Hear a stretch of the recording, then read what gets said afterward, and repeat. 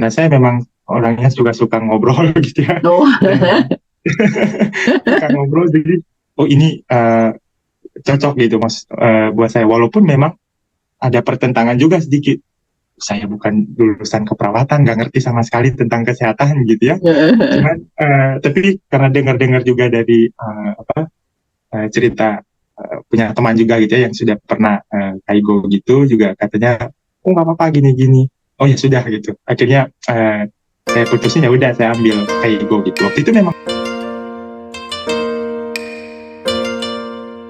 cuman sebenarnya saya juga sempat ditawarin, kamu ikut yang Tokyo Gino aja gitu ya, supaya bisa 5 tahun, bisa lebih gitu di sana, dan gajinya lebih di atas gitu katanya. Cuman saya mikirnya, karena saya tidak punya dasar tentang keperawatan sama sekali, jadi kalau saya langsung terjun ambil ke keahliannya, saya yang kerepotan gitu ya.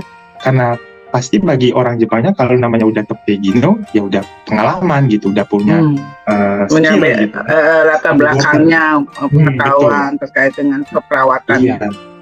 Walaupun memang walaupun nggak ada, bisa saja bisa lulus mungkin dari segi bahasa gitu ya, dari apa ikut ujian, tapi dari segi skill nggak ngerti apa-apa gitu. Jadi saya putuskan, nggak usah, saya mau dari dasar gitu.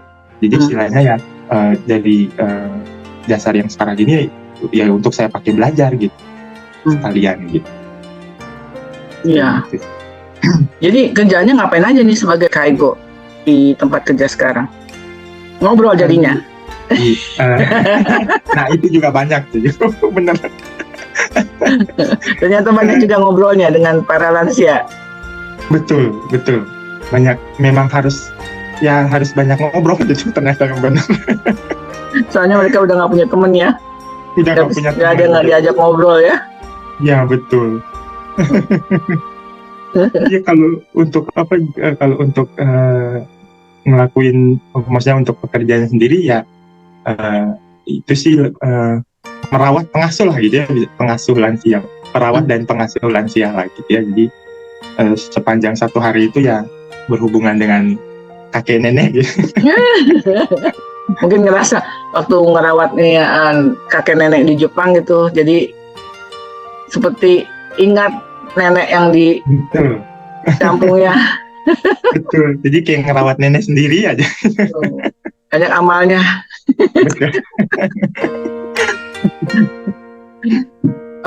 Mereka biasa rata-rata usia berapa tuh lansianya?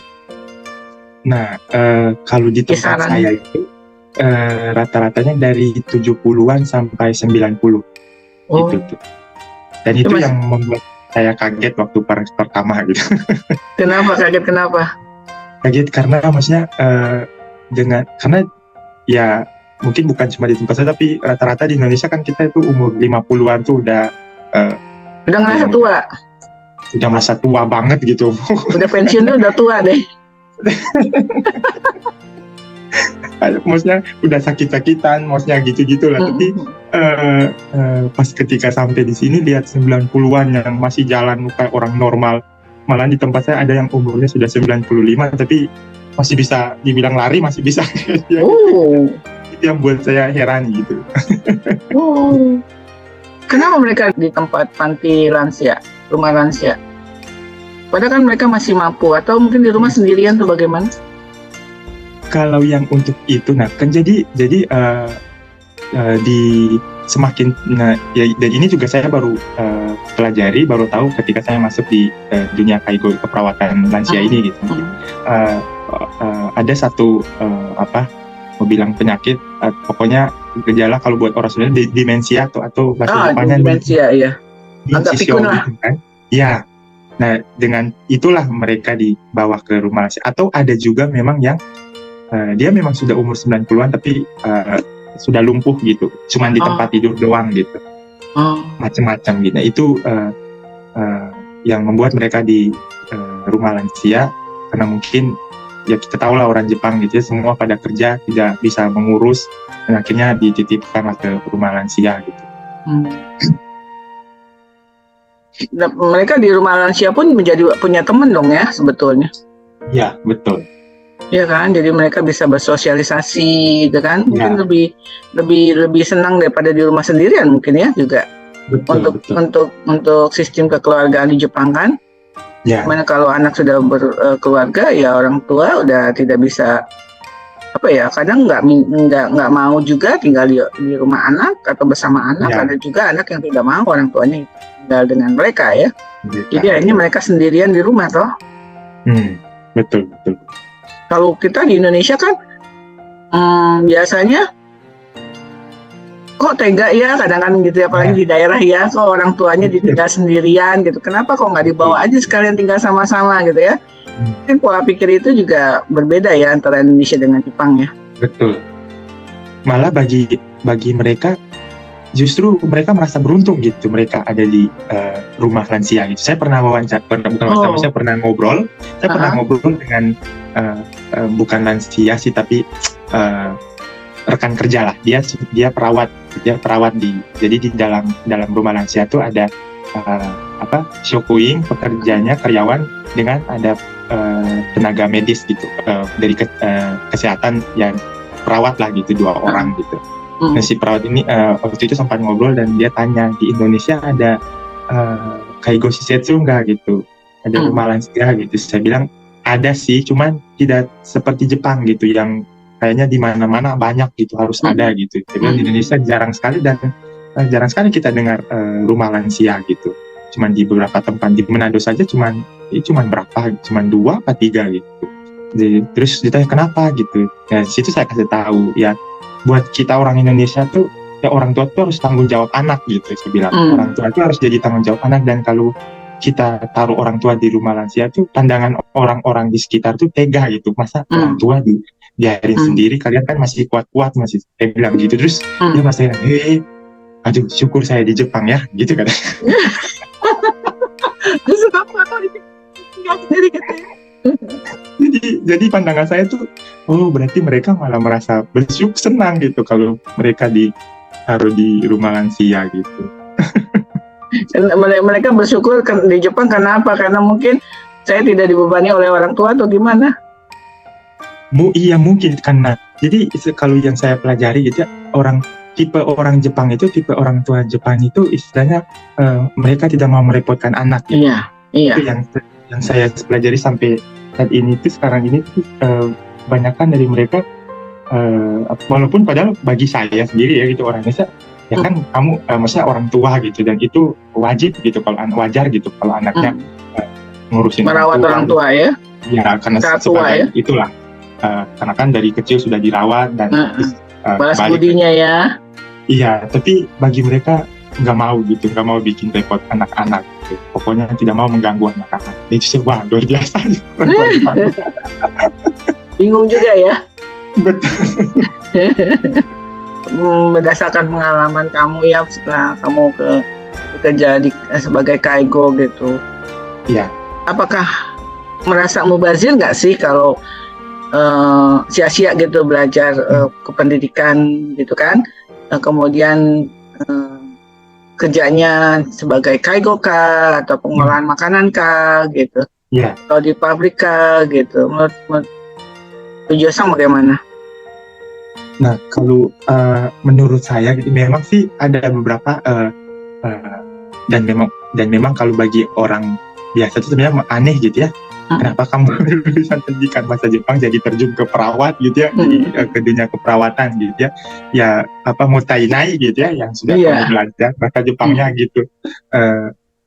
Banyak yang juga katanya begitu. Cuman kalau dari saya secara pribadi justru sangat tidak mutainai gitu, sangat tidak, dan justru sangat menguntungkan malah buat saya gitu ya. Sangat menguntungkan saya masuk bahasa Jepang. Bagi saya juga kemampuan atau selama saya belajar di pendidikan bahasa Jepang itu, memang secara titel sih nggak masuk gitu ya, sarjana pendidikan.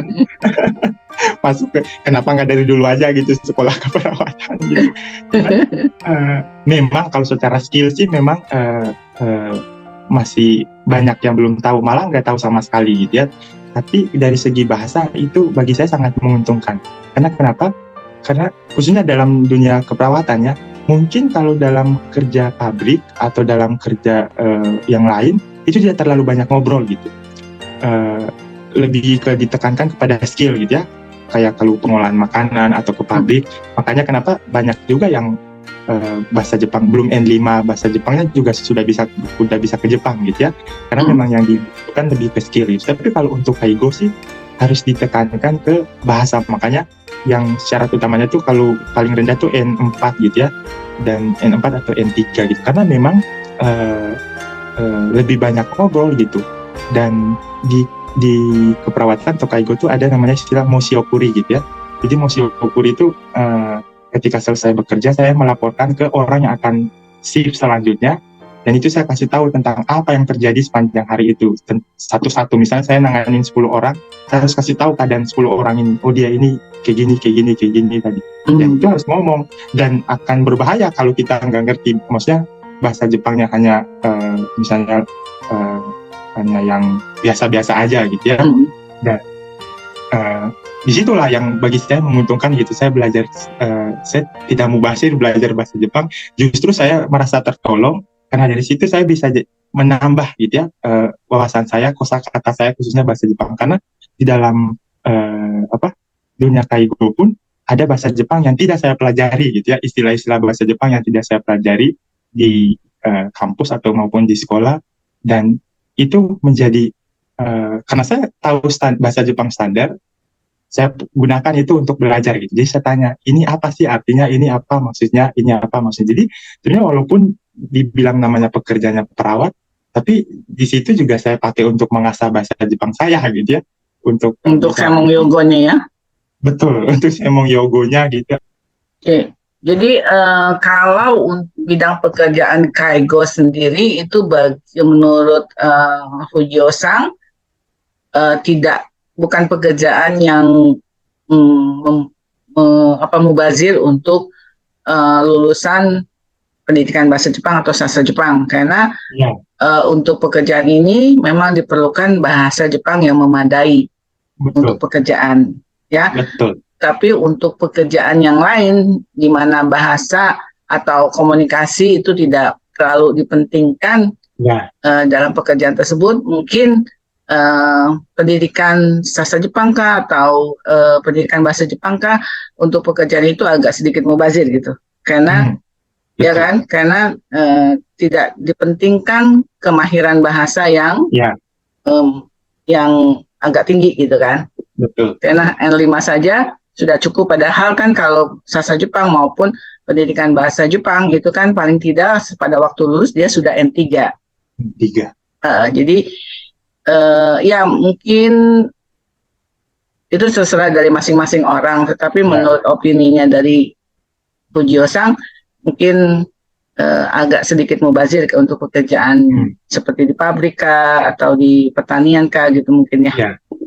Seperti itu. Tapi kalau Kaigo masih nggak mubazir ya. Untuk seorang lulusan sastra Jepang atau pendidikan bahasa Jepang untuk mengambil pekerjaan tersebut, karena bahasa Jepang cukup diperlukan ya, kemampuan bahasa Jepang yang memadai untuk komunikasi diperlukan untuk pekerjaan tersebut. Ya, gitu. Jadi, ya. Jadi shokai, dokai, goimoji itu dipakai semua gitu. Kalau misalnya mungkin kerja pabrik gitu kan, mungkin paling cuman ngobrol. Mereka tidak akan nulis kiroku. Jadi di Kaigo tuh setelah bekerja juga ada namanya kiroku. Nah itu kita mengetik. Jadi kita ketik dalam bahasa Jepang dan dituntut harus kanji malah semua itu. Dituntut harus kanji. Pernah saya tanya, boleh nggak? Karena waktu itu pernah saya lupa dan nggak tahu kanji apa gitu istilah Kaigo. Saya tanya, tulis pakai hiragana boleh nggak? Oh, pakai kanji gitu katanya. Ya udah, saya tanya kanjinya apa ini gitu, jadi dikasih tahu. Oh, jadi memang semua kepake gitu yang dipelajari, shokai, dokai, goimoji gitu. Oh. Gitu ya. Jadi kalau ada adik-adik kelas yang mau bekerja di Jepang untuk pekerjaan yang itu selain bekerja di kantor mungkin ya. Ya. mungkin pekerjaan di kantor memang pastinya membutuhkan kemampuan bahasa Jepang untuk misalnya Ya, bisnis kah gitu ya, betul. untuk komunikasi dengan klien kah gitu. Ya. Jadi selain pekerjaan di kantor, mungkin pekerjaan kaigo bisa menjadi pilihan Hmm. untuk mereka Betul. lulusan bahasa Jepang kah, pendidikan bahasa Jepang untuk bekerja di Jepang ya. Betul. Ya seperti itu ya. Meskipun di Indonesia juga ya cukup banyak sih lowongan untuk lulusan sastra Jepang atau pendidikan bahasa Jepang ya. Karena Ya, sekarang untuk lulusan pendidikan bahasa Jepang pun tidak diwajibkan untuk menjadi guru ya. iya betul.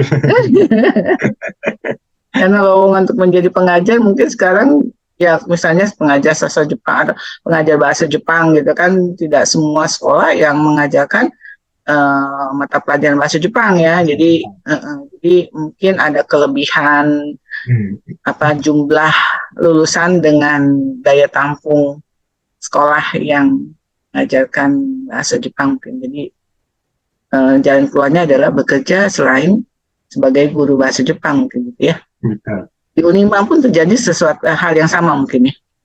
Iya, banyak yang melenceng gitu. Banyak yang melenceng ya. Sudah nggak melenceng sih, cuman ya kuliah tentang pendidikannya tidak digunakan sebagai pengajar aja kali ya. Iya, iya sih betul. Oke. Hmm. Banyak anak lulusan Unima yang ke Jepang untuk bekerja. Iya, Ada banyak kah?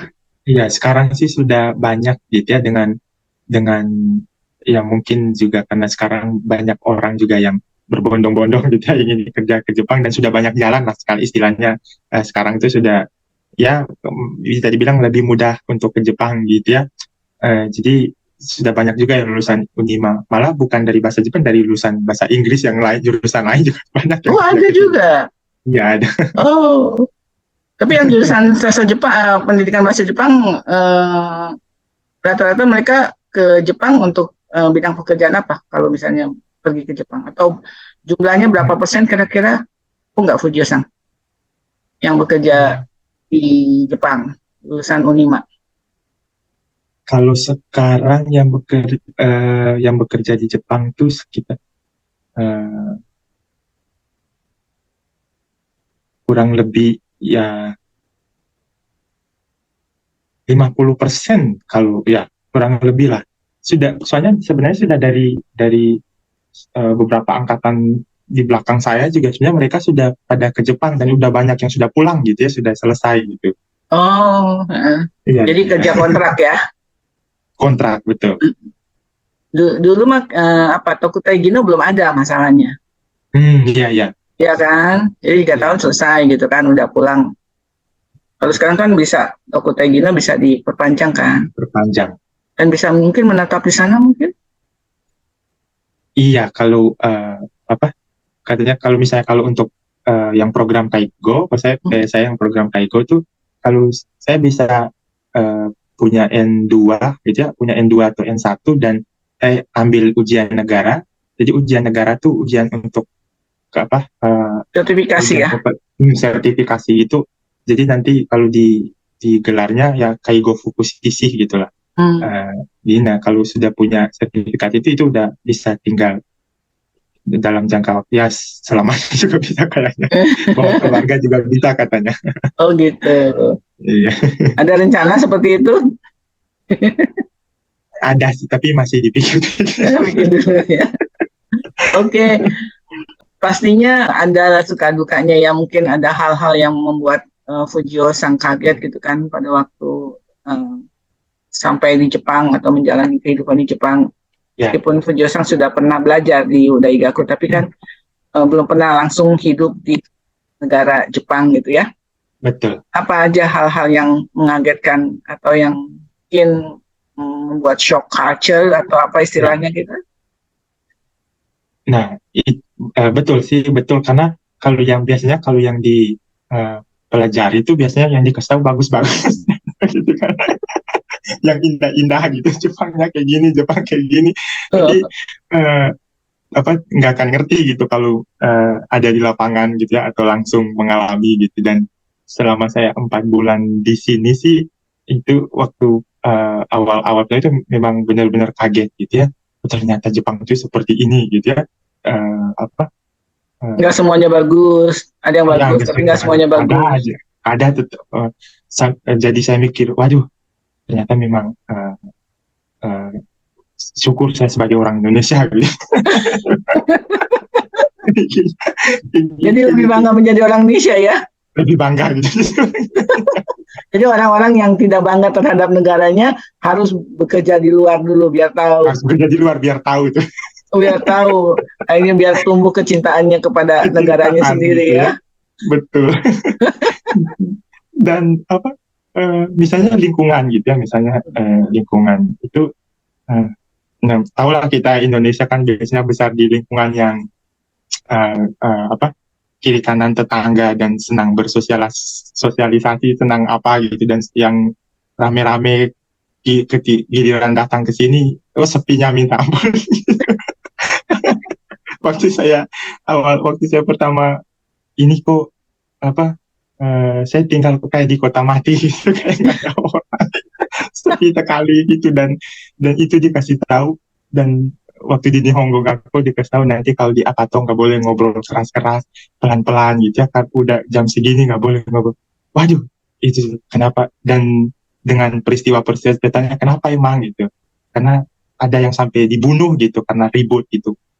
Dan itu ributnya bukan karena ribut uh, huru hara apa gitu, cuman perkara mungkin dia lagi teleponan gitu ya, karena mungkin udah biasa di Indonesia atau di negaranya dia itu dianggap biasa ngobrol kayak gitu. Tapi bagi orang Jepang itu mengganggu, sampai pernah ada kasus dia datengin langsung ditusuk katanya pakai pisau langsung mati. Dan saya waduh, sampai atau bahkan sampai panggil polisi. Itu dalam hati saya gitu, lebay banget gitu. Cuma masalah tetangga sebelah ribut gitu, kayak yang kayak gitu gitu. Bukan, Dan maksudnya bukan ribut, mungkin dengan suara keras ya. dengan suara keras saja gitu ya, sampai panggil polisi didatengin gitu. Dan itu menurut saya terlalu berlebihan lah gitu. Tapi ya itulah apa budaya di sini, kita orang di sini. Dan apa di mana sikap orang Jepang juga gitu ya. Ya memang kalau mungkin masih di daerah saya kayak di sini orang Jepang sendiri bilang inaka gitu. Walaupun memang apa kota gitu ya, tapi bagi mereka inaka gitu. Dan itu orangnya sih masih ramah gitu ya. Mungkin karena masih di apa bagian di ujung gitu utara gitu, jadi orangnya masih ramah-ramah gitu. Tapi waktu Nihongo Gakko satu di Tochigi, di apa masih dekat daerah, masih di Kanto gitu ya, daerah Tokyo Dekat gitu, di Tokyo. sebelahnya Tokyo itu apa agak acu gitu. Gimana gimana gitu orangnya. Cuek Dan ya. iya cuek sekali. Cuek bebek gitu. Dan itu menyesuaikannya tuh yang ya mungkin karena kita yang besarnya dari kecilnya, dari lahirnya udah ada di lingkungan yang seperti itu gitu ya. Apalagi kita orang Manado gitu ya. Sukanya pesta. Nah, Tiap betul, minggu ada pesta. Rame-rame. suka rame-rame pikiran ke sini. Wah, memang benar-benar pergumulan. Jadi untuk orang Manado yang ingin bekerja di Jepang, yang suka rame-rame harus pikir-pikir 2 kali ya Harus kalau pikir-pikir dulu, bekerja di Jepang ya. udah harus Bisa stres dilatih sendiri. gitu. Ya banyak teman soalnya ya. Ada beberapa tapi bukan dari Manado sendiri. Dan yang juga masalah sampah gitu ya, Oh iya. memang sih baik gitu dan keren bagi saya. Itu luar biasa gitu, orang Jepang kok bisa sampai kayak gini gitu ya. Memilah-milah ya. Milah-milah. Dan karena kita yang dari Indonesia terbiasa dengan namanya sampah, ya sampah buang aja gitu ya. Iya, iya. Giliran sampai waktu saya ingat waktu pertama saya datang tuh, hari pertama saya masuk di Nihongo Gakko tuh, itu saya diajarin tentang cara buang sampah, cara apa, sampai sama senseinya tuh dijelasin, digambarin semua. Oh ini sampah botol gini-gini. Jadi kayak teorinya banyak sekali. Itu menyesuaikannya juga cukup lumayan gitu, karena harus dipilah sampah botolnya, sampah apa botol mineral aja kulitnya harus dilepas, penutupnya sendiri gitu. Dan, tapi bagi saya wow, itu sesuatu yang wow gitu. Cuman karena kita aja yang belum terbiasa, saya aja yang belum terbiasa dengan yang seperti itu, kaget gitu, dan butuh penyesuaian gitu. Tapi orang Jepang kok bisa sekeren ini gitu tentang masalah sampah gitu. Padahal bagi kita kan karena namanya sampah ya udah sampah aja gitu. Perlu nggak diterapkan di Indonesia mengenai pemilahan sampah di Jepang? Nah, akhirnya dari situlah saya jadi mikir gitu. Ah, ini bisa diterapin nih gitu ya di daerah sendiri gitu. Ini keren kalau bisa diterapin di daerah sendiri pasti dan akhirnya jadi tahu oh ternyata ini rahasianya kenapa orang Jepang tuh bisa bersih. Ternyata sampah yang mereka dari sampah dari luar tuh harus dibawa pulang ke rumah. Memang bagi saya aneh sih gitu. Bagi saya waktu waktu dikasih tahu biasanya kalau ada acara besar kayak kemarin Hanamaki waktu saya datang ke festival di sini di kota saya itu ada pengumuman dikasih tahu karena tidak disediakan tong sampah, jadi tolong sampahnya dibawa ke rumah. Saya, waduh, mana masa sampah dibawa ke rumah gitu sama kita? Atau kita pulang-pulang bukan bawa oleh-oleh apa, malah bawa sampah gitu. Tapi dari situ, dari situ kita belajar itu, oh ternyata inilah dia bersihnya kota atau tempat daerah Jepang tuh bukan saja mereka sadar sampah, tapi taat gitu ya. Mereka taat kalau dibilang nggak ngelawan atau apa, tapi walaupun memang ada aja pasti orang-orang yang ngelawan Bandel gitu. ya. Tapi bandel, tapi sebagian besar tuh semua begitu gitu orang Jepang pasti kalau disuruh bawa pulang ke rumah pasti dibawa pulang ke rumah sampahnya dan oh ternyata gini caranya mereka bisa bersih dan bisa diakui gitu. Oke, kamu tinggal di mana lah sekarang? Tadi ya di mana di Iwate? Di kota Hanamaki. Hanamaki di Prefektur Iwate ya. Iwate. Ada yang khas nggak di sana? Yang berbeda dengan daerah lain atau apa? Yang khas di sini yang berbeda dengan daerah lain di sini tuh ya kalau selama yang saya tahu ini sih ya mungkin daerah lain juga ada gitu ya Matsuri gitu ya Matsuri daerah lain cuman di Hanamaki itu ada Matsuri besar dan itu tuh masuk Guinness World Record gitu mikoshi terbanyak gitu ya di dunia parade mikoshi terbanyak dunia pernah meraih peringkat 1 gitu Guinness World parade mikoshi terbanyak di dunia nomor 1 katanya. Jadi itu yang bikin terkenal gitu, yang berbeda dari makanya jadi perayaan besar dan biasanya dari prefektur lain tuh suka datang hanya untuk melihat Hanamaki Matsuri itu. Tahun sama sekali mungkin di September aja. Tahun sekali setiap September di awal September. Beruntungnya kamu bisa menyaksikannya. Beruntung sekali. Ini teman-teman yang yang tidak ada di Iwate atau di Hanamaki ya. Bisa menyaksikan videonya. Kalau ada, nanti kita share. Ada nggak? Ya. Oke, kita share ya.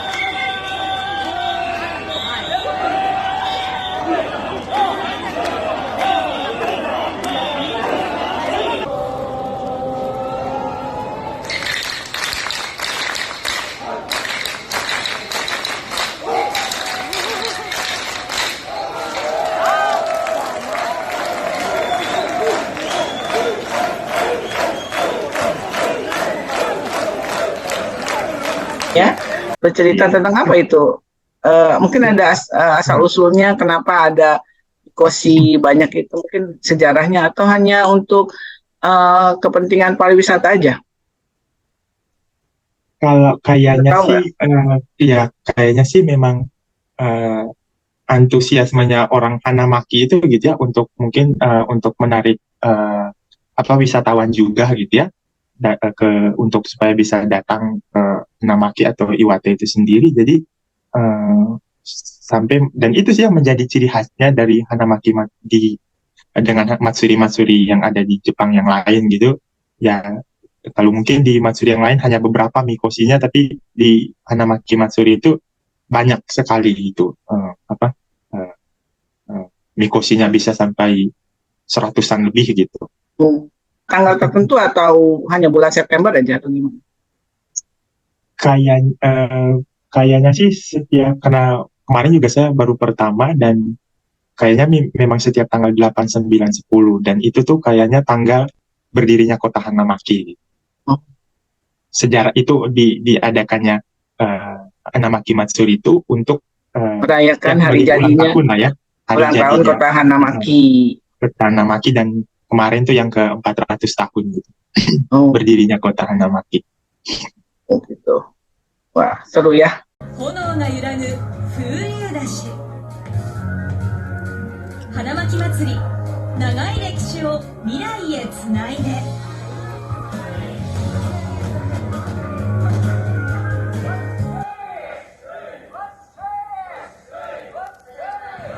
今の出汁とか獅子踊りとかが楽しみなんです。私は日本の文化がとても興味深いなのでこういうのが楽しみです。何回か見たことあるんですか？初めてです。はい。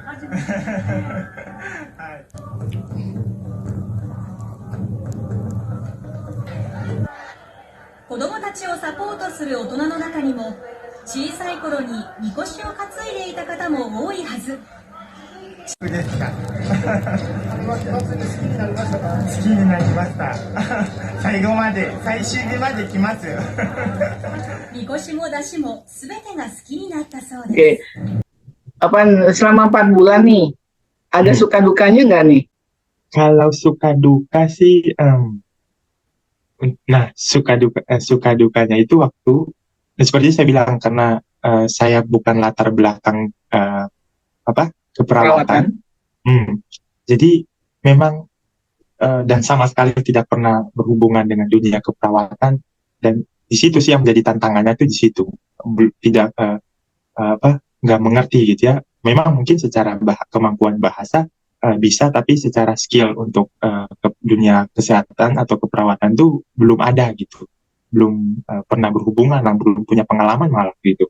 Dan itu menyesuaikannya itu yang sampai jadi beban pikiran gitu waktu awal-awal itu, karena kaget mungkin gitu ya, kaget bagi saya, ternyata kerjanya begini gitu ya, bisa nggak saya gitu, jadi kayak itu sampai biasanya waktu pulang kerja tuh kepikiran terus bisa nggak ya saya ngelakuin kerjaan ini tuh kayaknya berat sekali gitu ya, melakukannya gitu dari segi skillnya gitu ya, dari segi tekniknya gitu, apalagi kan ini berhubungan dengan itu juga, makanya pekerjaan Kaigo juga sebenarnya pekerjaan yang risikonya tinggi. Jadi karena berhubungan dengan manusia ya. Dan kalau biasanya mereka suka bilang inochi ni kakawaru shigoto gitu ya, yang memang dengan hidup berhubungan dengan nyawa ya. Betul, dengan nyawa seseorang itu kalau kita salah, tekniknya salah atau salah cara merawatnya salah, itu bisa imbasnya bisa sampai meninggal gitu ya. Misalnya dari cara kasih makan gitu ya, kalau sampai kita salah karena orang namanya sudah lansia, apalagi umur 90-an gitu, daya mengunyah rahangnya itu sudah pelan, sudah nggak kuat, dan menelannya itu juga susah ya. Jadi kalau kita salah posisi duduknya atau salah posisi duduk pas kita kasih makan, bisa keselak dan itu bisa sampai meninggal, dan banyak katanya yang terjadi seperti itu, meninggal pada saat dia merawat, kasih makan, dan mungkin dia panik dan belum mumpuni skillnya, dia nggak tahu caranya, akhirnya meninggal gitu ya. Dan itu yang bikin saya kepikiran dan menjadi pergumulan gitu. Jangan sampai gitu. Jangan sampai amit-amit gitu. Jangan sampai terjadi tadi puji Tuhannya dengan lingkungan kerja yang karena karena saya kan pegang jadi kalau sebenarnya Kaigo itu kalau mau bilang Taihei memang Taihei gitu ya, berat gitu sebenarnya kalau buat orang yang baru pertama, dan itu sangat berat sekali karena kayak saya contohnya, saya tuh menangani 10 lansia gitu, dan itu saya sendiri yang menangani sepanjang 1 hari itu di dalam satu unit, jadi dalam rumah lansia tuh dibagi per unit gitu. Jadi dalam satu unit ada yang 10 orang, ada yang 9 orang, dan itu tuh sudah standar kayaknya dari undang-undang Jepang itu. Dalam satu rumah lansia tuh total semuanya tuh ada 39-an gitu lah. Itu harus standarnya. Nggak gitu. boleh lebih ya?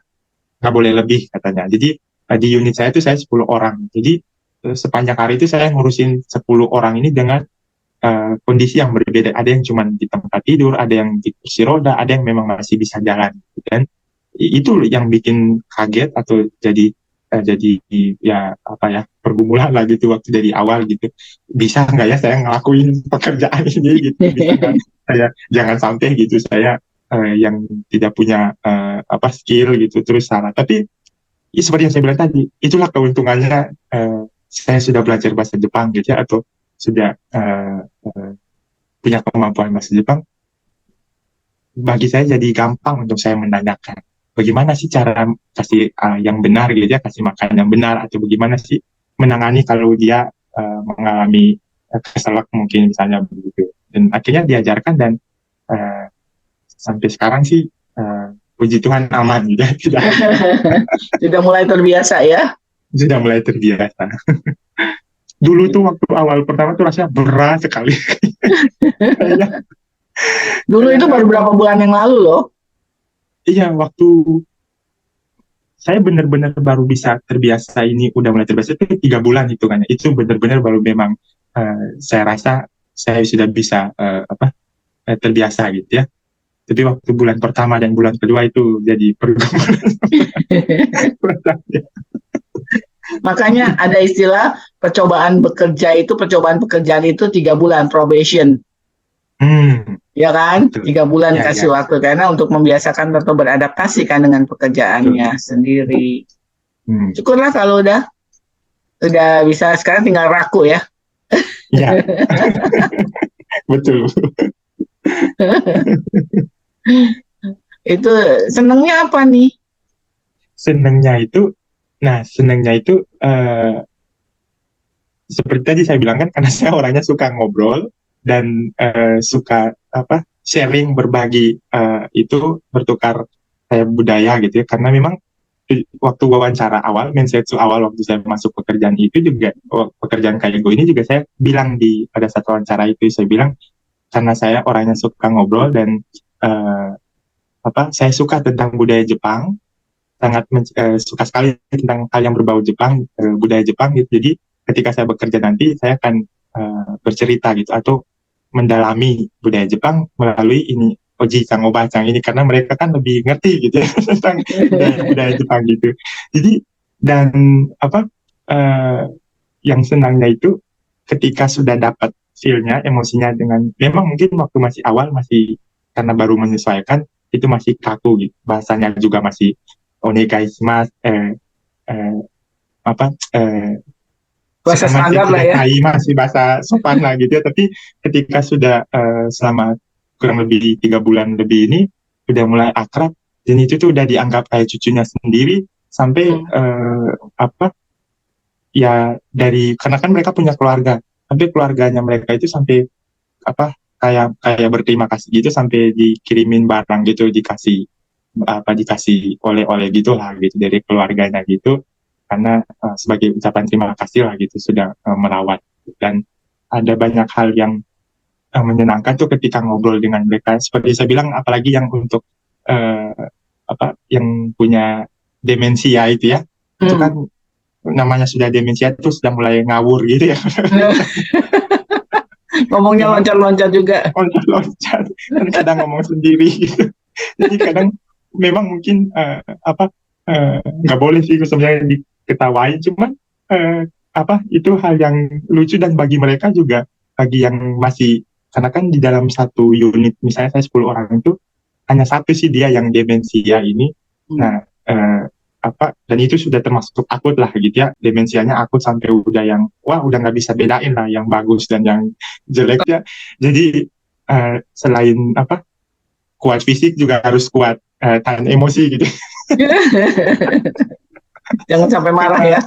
Iya, karena kan kita nggak boleh marah mereka, tetap harus mengerti mereka gitu ya, karena itu Memaklumi. kan iya, harus memaklumi gitu ya, walaupun memang kadang juga greget gitu.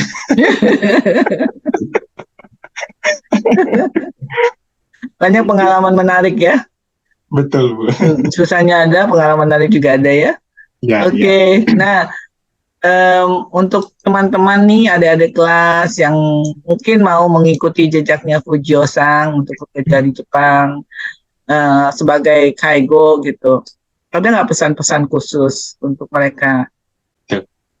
Ya memang sih negara Jepang itu memang indah gitu ya, bagus gitu ya. Negara Jepang itu memang keren gitu, dan itu memang bukan hanya Indonesia, memang dari negara lain juga aku itu gitu, dari mulai kesantunan atau kesopanan orangnya sampai kebersihan negaranya gitu ya, itu memang the best gitu ya. Tapi itu kalau memang kita mau datang berlibur gitu ya.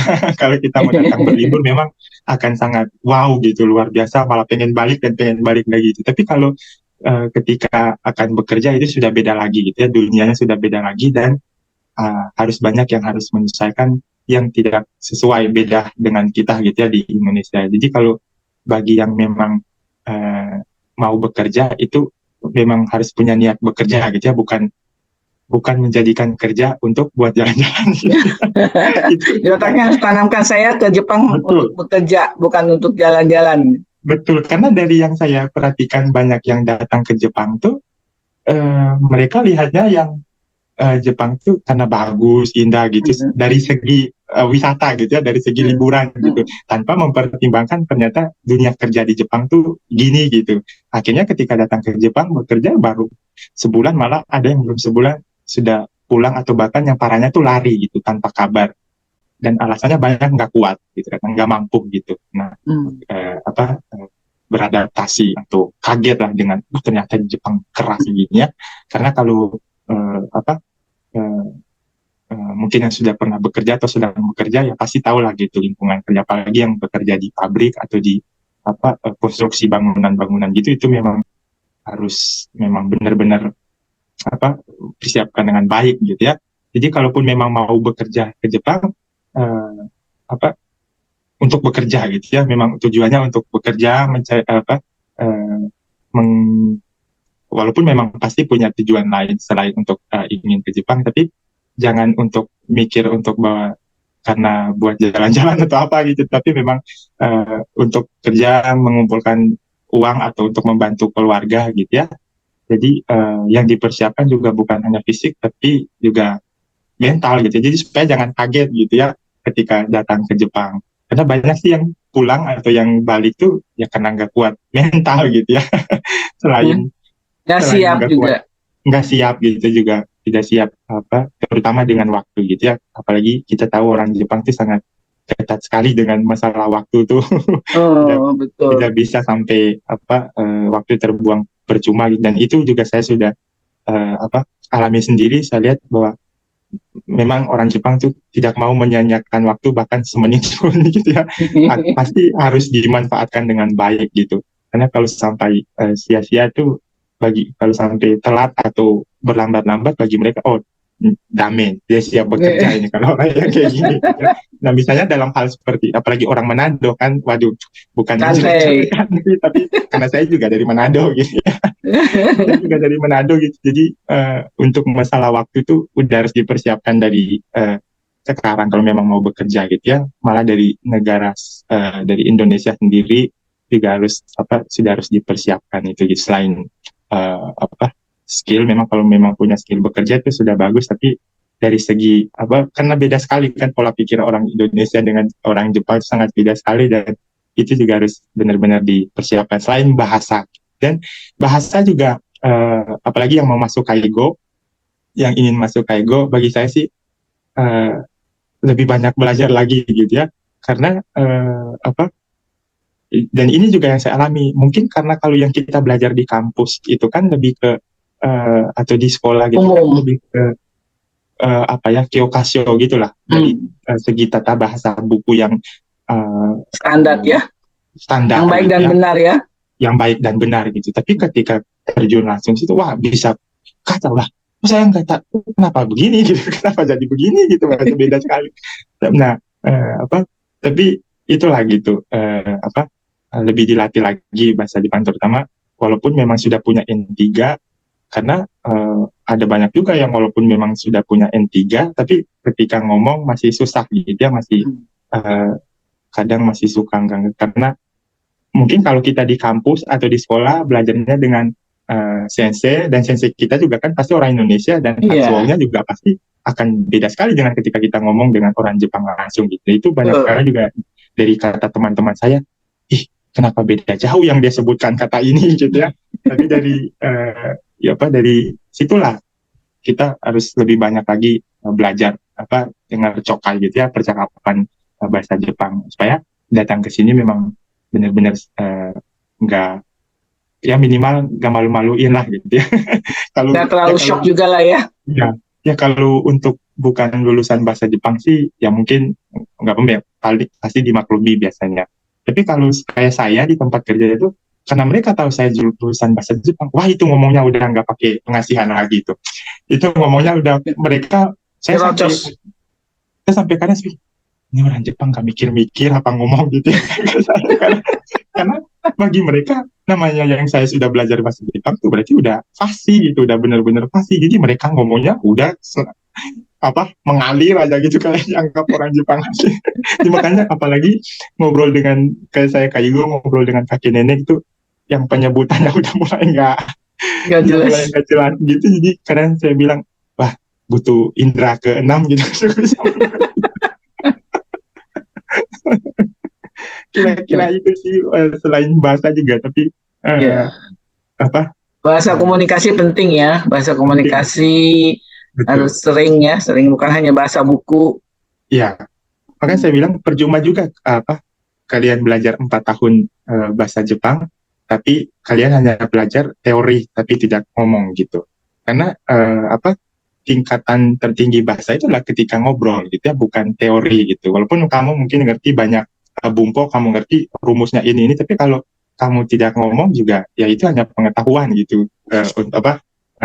Gitu, karena ketika berhubungan dengan orang, ketika pakai rumus atau pakai bumpo, ketika ngobrol akan kaget, kok beda sekali gitu. Jadi, ngobrol itu, makanya yang saya suka terapin itu sih ya, dan juga dan ini juga salah satu metode yang diajarkan juga dari di kampus gitu, juga dari salah satu dosen. Dan waktu saya dapat juga waktu dari lomba pidato yang awal itu, waktu saya masih SMA itu, dan kebetulan yang jadi pembimbing waktu itu beliau Frankie Sensei gitu. Halo Frankie Sensei.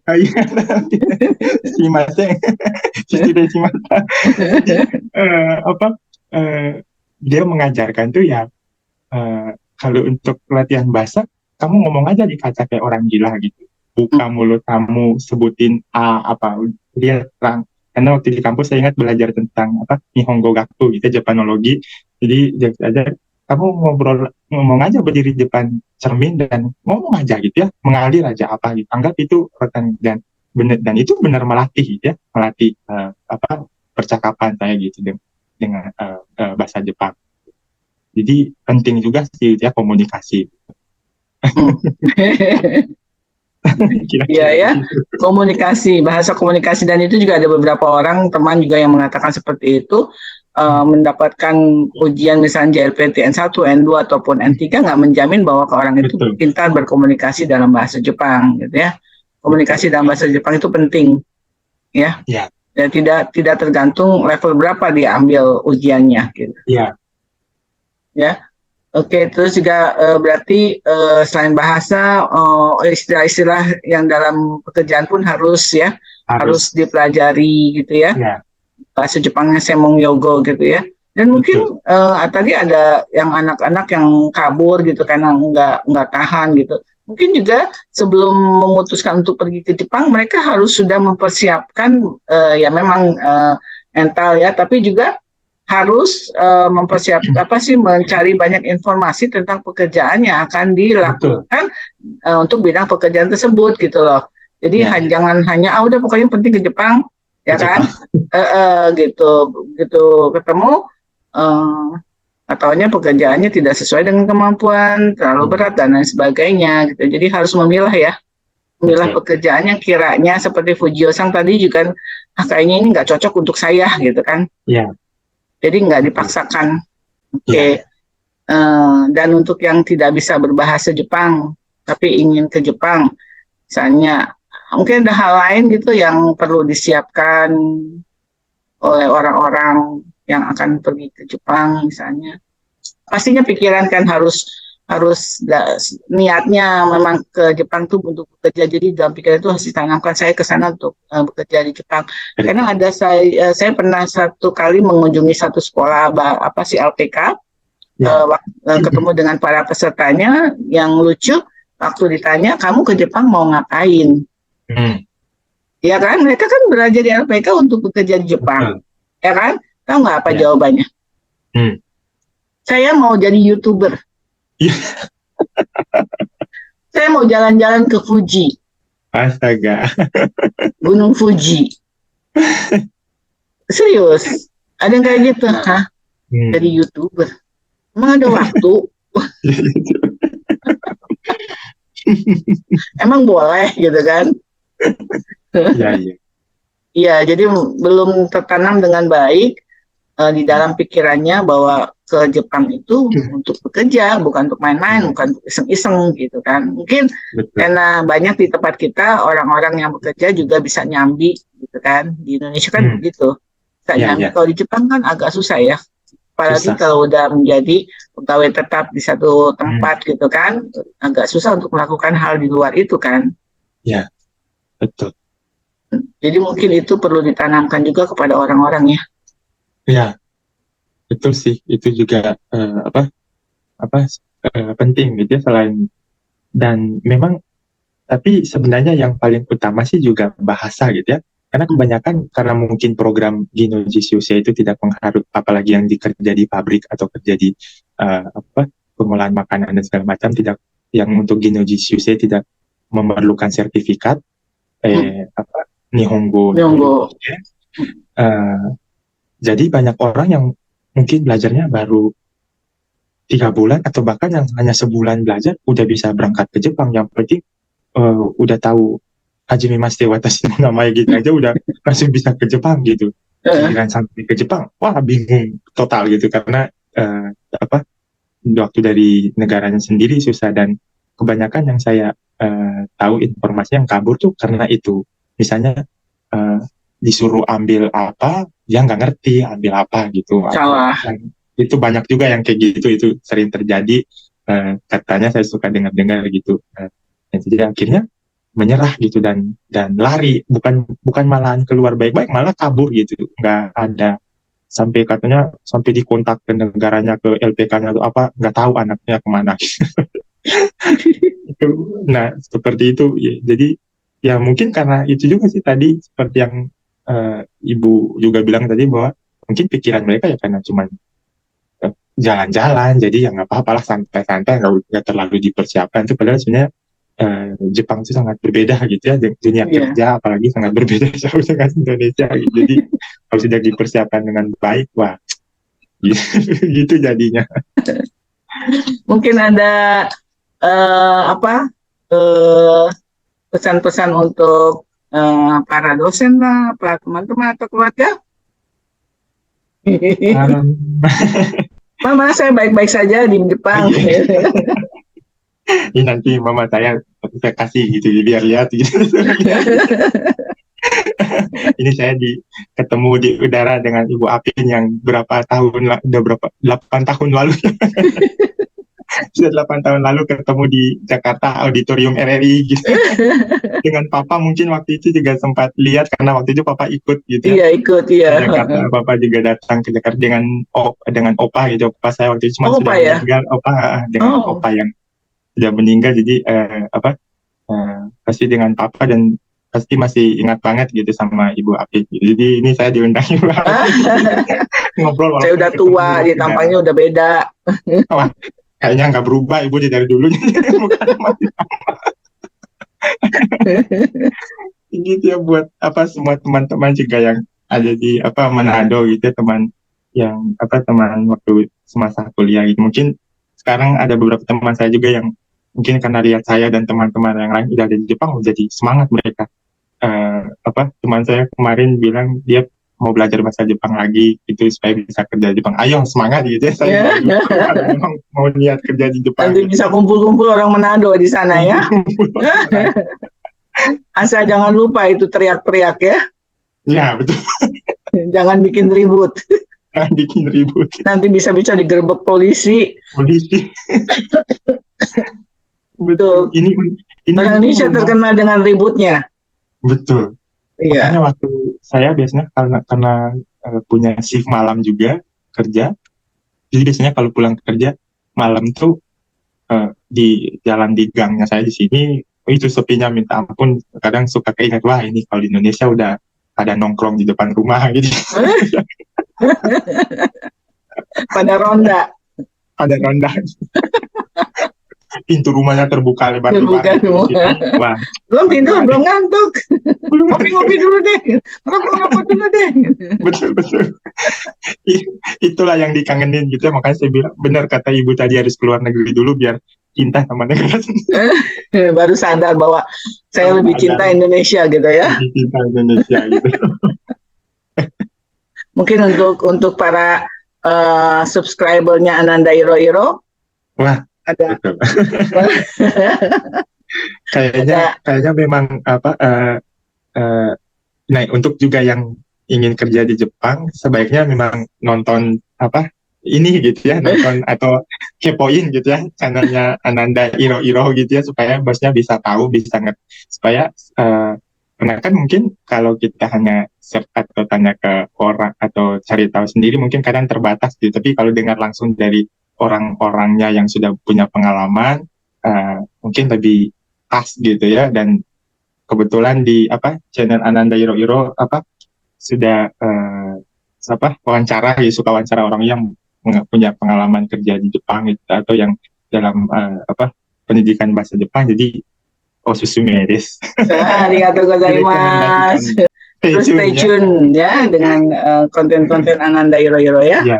Hai, arigatou gozaimasu. Terima kasih Fujio-san untuk sharing ceritanya ya. Memang kita nggak tahu bahwa kita akan kemana gitu ya. Iya. Itu juga kan Fujio-san juga nggak taunya ya memang suka bahasa Jepang, masuk ke pendidikan bahasa Jepang, nggak taunya bekerjanya sebagai kaigo gitu ya. Jadi yang penting kita terus semangat, terus apa yang kita pelajari dengan serius gitu ya, karena kita nggak tahu kedepannya mungkin saja apa yang kita pelajari itu akan berguna untuk kita kedepannya ya. Jadi apapun yang dipelajari harus serius, yang mau bekerja juga harus serius ya. Jangan hanya coba-coba, ya udah coba-coba deh sambil belajar, nggak bisa seperti itu ya. Jadi untuk adik-adik apa yang khususnya ingin bekerja di Jepang, coba pelajari dulu ya. Coba tahu banyak dulu informasinya ya, supaya nanti pada waktu pergi ke Jepang Anda sudah siap, tidak kaget, tidak terlalu kaget ya, dan secara mental siap, secara fisik juga siap ya. Dan tentunya kemampuan berbahasa Jepang juga orang bilang nggak penting, tapi sebetulnya sangat penting ya dalam menjalani kehidupan sehari-hari. Walaupun bahasa Jepang itu tidak, misalnya ada beberapa bagian pekerjaan yang tidak dipakai, tetapi pada saat tertentu kemampuan bahasa Jepang itu diperlukan supaya tidak terjadi kesalahpahaman antara majikan dengan pekerja ya. Dan kalau ada masalah-masalah tertentu bisa lah gitu ya.